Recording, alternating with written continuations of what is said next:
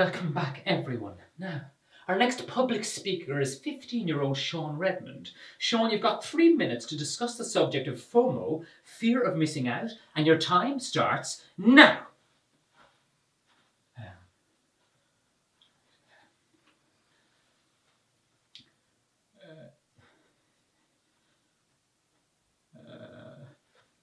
Balls. Here I am. The Soapbox Public Speaking Finals, the winning trophy within my grasp, a landmark moment that I know in my soul could mean I spend my life being all I can be, or stepping aside so someone else can be all they can be, and I am ruining it. Oh, I can barely look. Ah, yes, my old friend, anxiety, come on in.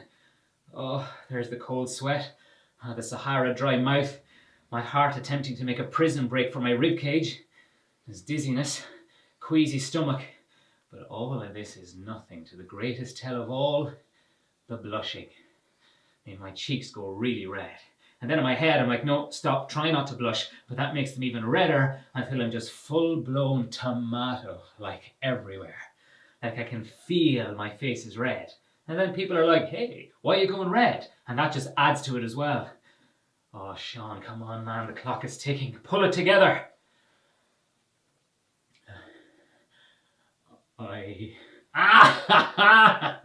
Redmond, you sap. Pure red, though. Oh, this is devastatingly bad. Oh, and what's worse is everyone can see that I'm doing really badly. Oh, people love this, so they do. Their nobler side can pretend that what they're really engaged and moved by is great oratory from the likes of Michael D. But in fact, what brings them true joy is a public crash and burn of epic proportions. Oh, sweet Christ in heaven, say something, Shaun. Say something! So, mofo? What? What? No, not mofo, motherfucker. It's FOMO. Oh, I could be anywhere else right now. Anywhere. I could be in Granny's sitting by the fire with a nice book. I could be out for a run. Hell, some even lovely, gentler root canal would be preferable to this horror. Although, in fairness to you, my sweating and scarlet exterior self, this is all my fault. I did this. It was me who hoisted my arm into the air when Mr. Monaghan asked who would step in at the last minute and fill up an empty slot in the roster. I mean, I seized the initiative and my hand shot up into the air like I was Superman about to take off. So why do it? Why put us through this? Well, every man dies. Not every man really lives. Braveheart quotes. Now? Well, yeah, but this is from before Mel Gibson was a racist, wife-beating anti-Semite. See, I'm haunted by that fear. The fear of not really living. I mean, don't get me wrong. An ordinary life is a grand thing. I have a family who love and care for me. I have friends who respect me. I have my physical health. And so apart from this tiny, wee anxiety issue that's bulldozing its way through my every waking thought, I have every chance at having a rich and fulfilling life. But my anxiety is getting out of hand, and so it's stopping me from enjoying my life. And I'm scared of missing out on important events. So here's how I saw it. If I were to let this public speaking opportunity go by without even giving it a go, should I then resign myself to an ordinary life? A half-life? But if I dare to try, overcome this fear, then that could become habit forming. I could take that courage into other areas of my life and perhaps be lucky enough to live an extraordinary life. I mean, I don't want fame or fortune here. I don't want to be Mel Gibson. I just want to be brave enough that the life I lead makes a difference in the world. Does that make sense? I want the me that's inside to come out and match the me that's outside. But every time I get close, this insidious fear worms its way into my body and paralyzes me, and well, here we are. All right, Shaun, if you don't pull it together soon, there may be no coming back from this. This is the kind of thing that follows someone around till the end of their days. And I know some fecker is out there filming this even as I speak, so come on, Shaun, pull it together and just say something. Fear of... Okay, Shaun, you're going to have to start speaking or sit down. There are 2 other speakers ahead of you and you're running down the clock on us here? Yeah, well, I'm ready to go if he's not. Jesus Christ, Reverend, the fucking red face on you. You look like a slapped arse. Just come on, get on with it, you sap. Now, son, be nice. It's not everyone can do that, you know. Some people are able for this sort of pressure and some aren't. Yeah, well, some really aren't.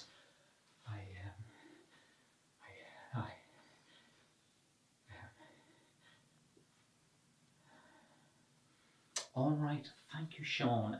You can sit down there like a good man, all right? It's okay, it happens. All right, thank you everyone for your patience. It's not as easy as it looks, is it? As Shaun just found out there. You know what Jerry Seinfeld said on hearing that public speaking was people's #1 fear, with death being number 2? He said that means at a funeral, you'd rather be in the casket than give the eulogy. I'm sure Shaun can relate that now, eh? Although there's no coffin for him to climb into, is there now? No. Now, our next speaker is 15-year-old Ronan Carberry, a fine speaker in his own right and well on his way to becoming one of our finest politicians, if his track record at the European Youth Parliament is anything to go by. Now, I will absent myself from adjudicating on my own son, but I feel confident that he'll carry the day here. So, Ronan Carberry, you have 3 minutes to discuss the subject of FOMO, fear of missing out, and your time starts now. FOMO, not MOFO, as our mute friend here would have you believe, means fear of missing out, and it is a fear particular to my generation. The millennials and younger who now enjoy as vibrant, exciting, and healthy lives online as they do in the real world. A definition of FOMO describes it as anxiety aroused by posts seen on social media that exciting events are happening elsewhere without me. Now, I can see some of you out there thinking this is just a petty and facile thing. It doesn't really matter and has no bearing in the real world. But make no mistake, the virtual world your children partake in can be more engaging, honest, and true than the so-called real one. Social media and our attachment to it is here to stay, my friends. Anyone resisting its allure, potency, or importance to us and our way of life is the same to me as a caveman being terrified of fire. We are social animals, and what does social media do if not connect us? Therefore, we need to accept FOMO as an aid to us reaching our life goals and becoming our better selves. Why? Surely a negative feeling of fear and social anxiety isn't possibly a good thing. Yes it is. Of course it is. All that we need to connect in this room are our phones. Some of you even now are aching to touch them, use them, and most of all get out there and connect with people. You're counting down the seconds till this accursed event is over so you can use your phone to see did someone text you, mail you, tweet you, friend you, or even just to see what the Christ is Trump up to now. We have never been more connected as a society than we are right now. And there's a rich, vibrant, exciting world out there for anyone savvy enough to want to take part. So, what's it going to be? Are you going to take my hand, walk through the door into this bright, brave new world? Or are you going to stay there in your dark little cave, starved of light, warmth, love, community, and slowly turn to dust? FOMO is life's reminder that this is not a dress rehearsal. This is your life, and it is time to live it. Thank you, mofo. Oh, bravo, Ronan. Exquisitely stated and passionately expressed. Though I know I'm not going to be judging this one, I'm confident in saying that is my speech of the night. You have to hand it to the smarmy git. He's got a way with words. Sounds to me like he had a hand from his man with that speech, the feck. Right, well, just one to go and then we can go home and hide in our bedroom until Christmas. Well, this brings us to our last speaker of the night, young Idara. Idara hails originally from Nigeria, and he's lived in Ireland most of his life. And isn't it great that he's going to give it a go? So, without further ado, we give you Idara. Yes, before you start the clock, I would like to ask a favour, if I may. Yes, what? I would like to concede my time on the floor to Shaun Redmond. What? What? What? I'd like to concede my time on the floor to Shaun Redmond. Darren, no, that's not possible. Everyone has to speak for themselves or forfeit their chance. Yes, unless a speaker is unable to continue due to illness or an extraordinary event, a speaker can select someone to speak on their behalf. I would like Shaun to speak for me. No, sorry, Adara. You seem absolutely fine to me, and I think we've all had quite enough of the sounds of silence from Shaun Redmond for one evening. Madam, I am a diabetic, and I am experiencing low blood sugar. It's bringing me into a hypoglycemic stupor, which if left unattended could result in coma. If I don't take some chocolate now and sit down for 3 minutes, I could collapse right here on your stage. Do you want to roll the dice on this one? Oh, well, Shaun will take my place, won't you, Shaun? Why me? I owe you a pass. What? I owe you a pass. When I first came here, I had a hard time making friends. But I was good at football and figured if I could show my skill on the field, then I could make some friends. But while I was good playing on my own, I got anxious on the field and so would always mess up. One day in the dying minutes of a match we needed to win, you had the ball and was staring at an open goal. I was open on the other side, but it didn't matter. It was yours for the taking. No one ever saw me on this side anyway. But you did. You could have scored the goal, taken the glory and been the hero. But instead you passed the ball to me. I turned and I planted it in the back of the net. Yes! Changing my life in this place forever. Without that pass, I would not have the life and friendships that I have today. I owe you a pass. Okay, Shaun, you've been given another shot at redemption here. What are you going to do? Right, okay, you've been given another shot here. Okay, these second chances are rare, so you've got to do it. Okay, Brain, help me out here. How do I combat this anxiety? You know, Shaun, whenever I get nervous, I always pretend I'm speaking to my granny. Your granny? Yes, my granny. Right, granny. Yeah, well, I suppose whenever I talk to my granny, she never makes me feel worried or ill at ease. I always feel very calm and peaceful and that I'm making a real and true connection. Alright, okay, I'll just go out there and pretend I'm talking to Granny. Thanks, Dara.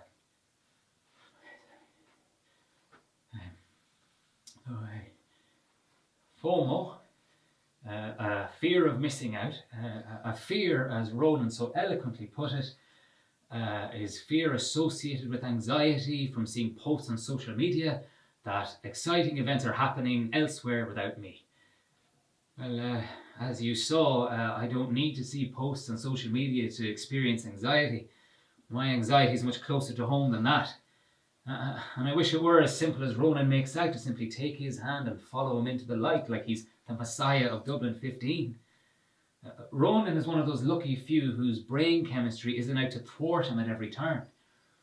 My brain chemistry takes something that is good in my life and makes an enemy of it by creating dark and negative thoughts that lead me to believe things that just aren't true. If you happen to be unafflicted by anything like irrational anxiety, then I envy you. And while you may have empathy or sympathy for me, you will never fully understand what I'm talking about, and can never fully understand what I'm talking about. You might be out there thinking, relax man, it's okay, just get a grip and snap out of it. Believe me, I've tried. It takes a lot of energy, work and self-care just to keep my anxiety at bay. Running helps because I'm not in my head when I run, and so it helps me to relax. And I don't want to run from this. So let me focus instead on the issue being debated, and which, thanks to Adara's kind gesture, I've been given a second chance to do. And let me focus in particular on Ronan's quite excellent and engaging argument. So yes, technology is absolutely a part of our lives and here to stay. We've managed to integrate it into our lives in a whole number of ways. It makes things faster and easier for living in the modern world. It has given us so much. But with the unique perspective irrational anxiety affords me, I can tell you that it is taking something from us too. And if we don't take a moment to put down our smartphones, our tablets, push away from our screens and plug out our headphones, we might just miss it. we're starting to lose this. I mean, here I am talking to you with no filter between us, save our imaginations and our ability to see, hear and feel what's happening in this room. This sort of organic connection is becoming more and more rare as our smartphones keep us at a remove from those we should be most intimate with.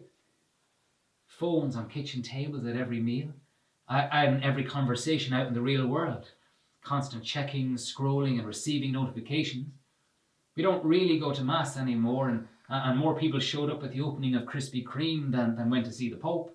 So that community event is absent for us. Every concert, gig and sporting event attended by the masses, holding up their devices to record the event to be assimilated later at a remove, rather than experienced live and in the moment as it's meant to be. Weddings, parties, christenings, even funerals now have a steady stream of photos from everybody to record the significant moment. Our souls are crying out for some release, some solace, some reprieve.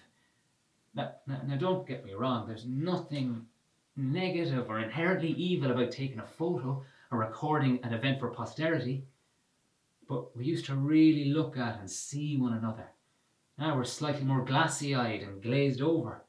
We're becoming less important to one another as social media reminds us constantly there are millions more people out there we can connect with. It's created a world where an abhorrent, ignorant, racist, sexist, cartoon character of a man can become president in the United States. He thrives on social media, and so in this age it makes perfect sense that he's the president.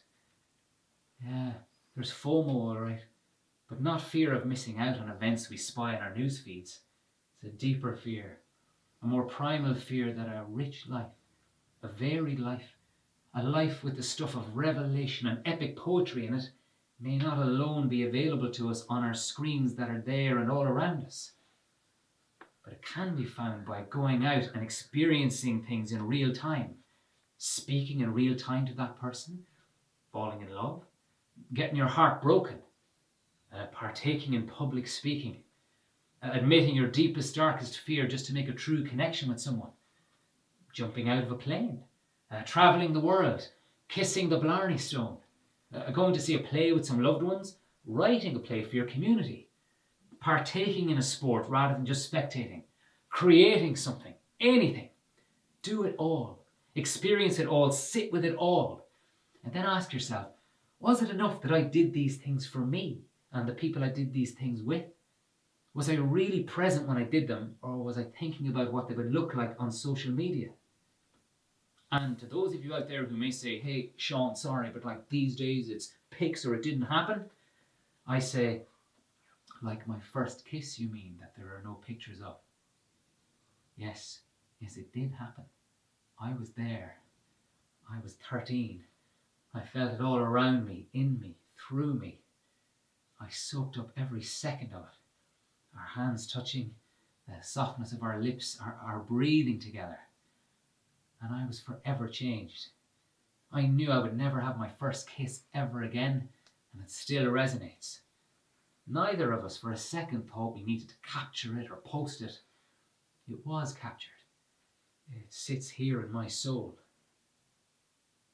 Fear of missing out. Yes, indeed. Don't miss out on your lives by living it through a machine. I mean, let our technology help us, yes, but know when to put it away and breathe your life in. We only get one go at this. It's up to you.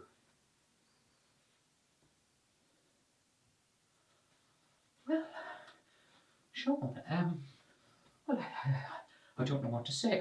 Our judges will just take a few minutes to confer and we'll have a verdict in just a matter of moments. Well done, Shaun. Yeah, we did it. We? Well, I, yes. Thank you. Well, no, I owed you. Okay, folks, we have a verdict and a winner. Well, honourable mentions must go to all our speakers, and I'm still not entirely sure Shaun didn't cheat a little by going twice. He did overstep the 3-minute mark by quite some margin, so lost vital points there, which means our soapbox title goes to Ronan Carberry. Yes! Better luck next time, motherfuckers. So, Dara, for fear of missing out on friendship, do you want to hang out tomorrow? For fear of missing out on the same, yes, let's. Okay, I'll follow you out there. I just want to do one more thing before I go.